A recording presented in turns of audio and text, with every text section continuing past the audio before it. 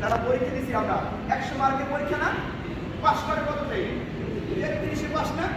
এর একবার কি হারে মেট্রিক বলে? আরে কি মেট্রিক বলে? যদি না বলে তাহলে 33 যদি আপনি মনে করেন যে ফরজটা পড়েন শুধু, ফরজ পড়লে আপনি জাহান্নাম থেকে মুক্ত হয়েছেন কিনা? এখন আসে জাহান্নামের স্তর আছে কিনা? আপনি যখন 100তে 100 পাবেন তখন আপনার এই গোল্ডের ক্লাস দেয় কিনা, আপনার পুরস্কার দেয় কিনা, আপনার গোল্ডের একটা কিছু দেয়। কেন দেয়? আপনি 100তে 100 পাইছেন, সে জান্নাতে অনেক স্তর আছে। আপনি চিন্তা করেন, আরে আমার তো সময় আছে, আমি আরো 2 টাকা করি, সমস্যা নেই, আমি আরো 4 টাকা করি, সমস্যা নেই। উনি করবে, আপনি কি বলতে হবে না?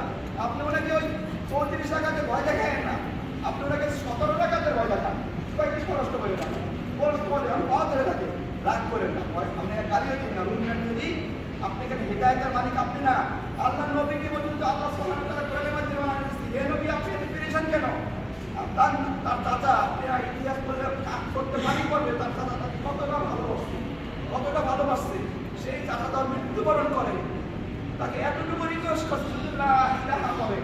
নামাজ তো পড়েই না, কোনো কিছু তো জীবনে হয় না, কিন্তু শুধু লা ইলাহা একটু পড়েন, আমি আল্লাহর কাছে দরখাস্ত করবো। এতটা পেরেশানি হয়ে গেছিল, আল্লাহ সুবহানাহু ওয়া তাআলা তার সাথে সাথে কোরআন নাযিল করছে। আপনি এত পেরেশান কেন? আপনি তো এই হিদায়াতের মালিক আল্লাহ, আমরা তো সাধারণ মানুষ। আমার রুমের বাইরে ডাক্তার শোনা, ডাক্তারের দরকার নাই, বাইরে ডাক দেবেন, ভাই জাহান্নাম যায় আফসোস করে মুর্দা, যে গুনাহ করতেছে আমি আফসোস, ভাই আফসোস আমার ভাইটা যাইতেছে না। উল্টা এটা করেন না, নামাজ পড়ে না, রোজা রাখে না, এটা কি মানুষ নাকি? এরকম হয়ে যায় না? আমি তো নামাজ হয়ে যাবো, তত ওই ব্যক্তির প্রতি কি হয়ে যায়, আরে নামাজ পড়ে না, এটা কেমন কথা? এরকম সেন্স হবে না, কোনো দাওয়াতের সময় এরকম হবেই না। ওই ভাইকে ডাকবে মাত্র 17 টাকাতে, অল্প, আল্লাহ কিছু সহজ করে দিচ্ছে, আপনারা কঠিন করেন কেন? নামাজ যদি কিছু না জানে, আজকে আরো একটা কথা বলে দিই, উনি কিছু জানে না, সূরা সহিহ জানে না, কিচ্ছু জানে না, তবে তুমি দাঁড়াই আল্লাহু আকবার বলো, আল্লাহর কসম করে বলে রমজান মাস, আমি কোরআন হাদিস ছাড়া কোনো কথা বলি না, এই ওনার নামাজ হয়ে যাবে, আপনি নামাজ যেরকম হবে ওনার নামাজটা সেরকমই হবে, এর মধ্যে কোনো ভুল হবে না।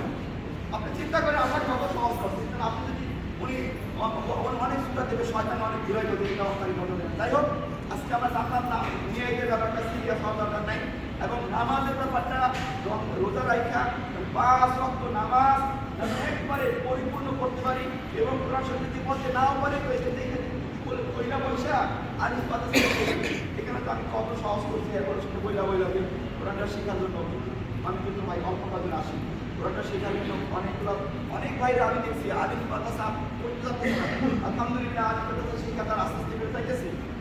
এখন এটা যেন জারি রাখতে পারি, এরকম ভাইরা নিয়ত করে এদের শেখার জন্য নিয়ত করে ইনশাআল্লাহ। আর এই আজকে যে আমরা যেটা জিনিস শিখলাম, নামাজের দাওয়াত দেওয়ার ব্যাপারটা, আর সবসময় মাথার মধ্যে নিয়ে নেবে যে জান্নাত কোনো লটারি না, জান্নাত কোনো কি না, লটারি না, জান্নাত এটা হচ্ছে নিজের কামাই করতে হবে, কি করতে হবে?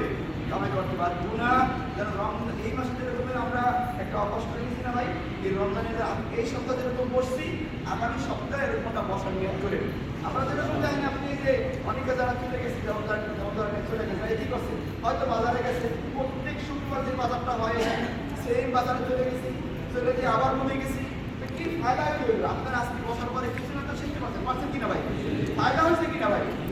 এবং আরো একটা ফায়দা হয়েছে, ফায়দা এই যে বসলাম এবং কিছু শিখলাম, এতে করে আল্লাহ যদি আমাদেরকে মাফ করে দেয়, রমজানের হচ্ছে এই যে রোজা মাফ করে দেয়, মানে আমরা তো কারণ এই যে মসজিদ থেকে নামলাম, একবারে যদি আল্লাহ মাফ করে দেয়, তাহলে আমরা গুনাহ হয়ে গেছে আমাদের, এই যে একটা ওসিলা, আল্লাহ তো ওসিলা যদি বাংলার কোনো ওসিলা আছে কিনা, আমাদের কাছে এই রকমের প্রতিটা দিনই মজলিস, এই রমজান মাস ছাড়াও যদি কোনো দিনই মধ্যে 5 মিনিট 10 মিনিট বসবেন, ওই নিয়ত করে বসবেন, এটা যদি বসি এই মজলিসটা তো আমার গুনাহ মাফ করে দিতে পারে। ভাই আমি বলছিলাম কোনো একটা মজলিসে যদি আমার বা আপনাকে খুঁজতে আসছি, উনি মজলিসে আসে নাই, উনি কি করে নাই, মজলিসে আসে নাই, আপনাকে খুঁজতে আসছি, কিন্তু আয়েশা বলছে ভাই আমি অমুক জায়গায় আসি, তুমি কি আয়েশা বসো, উনি আয়েশা বসছে। এখন আসেন, আল্লাহ যখন ফেরেশতাদেরকে বলছে হাদিসের কথা ভাই, যে এখানে তো ওই রবিউল আয়েশা বসছে, উনি তো ওনাকে খুঁজতে আসছে, আল্লাহ বলছে আমি জানি তুমি ওরেও মাফ করে দাও। ওই দেখেনি মজলিসটা কত দামি দেয়, কত সহজ।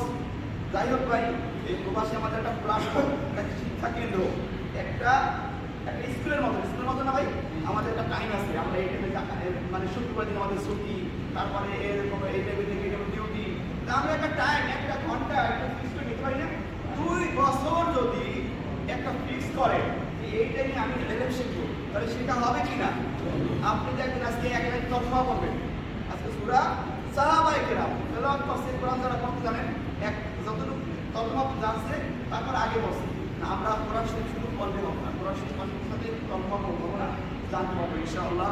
কোরআন শরীফ যারা পারেন না, কিন্তু এখানে আমাদের শেখার একটা সিস্টেম আছে। রমজানের যে আপনাদের ক্লাসটা যারা শিখতেছেন তাদের কিন্তু বলা হয়নি যেরকম সময় শেখানো হবে। তো ইনশাআল্লাহ রমজানের পরেও এই ক্লাস চালু আছে, যারা কোরআন শিখতে চান তা ইনশাআল্লাহ ওই যে সপ্তাহে একদিন 10 মিনিট 15 মিনিট শিখে নেবেন, সময় না থাকে 15 মিনিট শিখে নেবেন। আপনি এই সপ্তাহে 2টা আলিফ বা তার পা শিখে যান, পরের সপ্তাহ পরে হরফ শিখে যান, সমস্যা হবে না। 2 বছর আপনি কোরআন শিখে গেলেন, তারপর আপনি সূরা ফাতিহা আলহামদুলিল্লাহি রাব্বিল আলামিন, আল্লাহ এটা কি বলছে একটু দেখুন ভাই। কোরআন শরীফ পড়লেন আপনি জানলেন না, তবে তো আপনি পরিবর্তন হওয়ার কোনো চিন্তা করেন না, তাই? যাই হোক ইনশাআল্লাহ আমরা এত নিয়ে চলবে। রমজান মাসটা আমাদের জন্য একটা সিজন, এই সিজনে যেন গুনাহ থেকে মুক্ত ইনশাআল্লাহ, যেন আমাদের লাইফ যেদিন আল্লাহ দুনিয়া থেকে আমাদেরকে নিয়ে যাবে ওই পর্যন্ত আমাকে এই গুনাহ মুক্ত আল্লাহ রাখার তৌফিক দান করে। আমিন আমিন।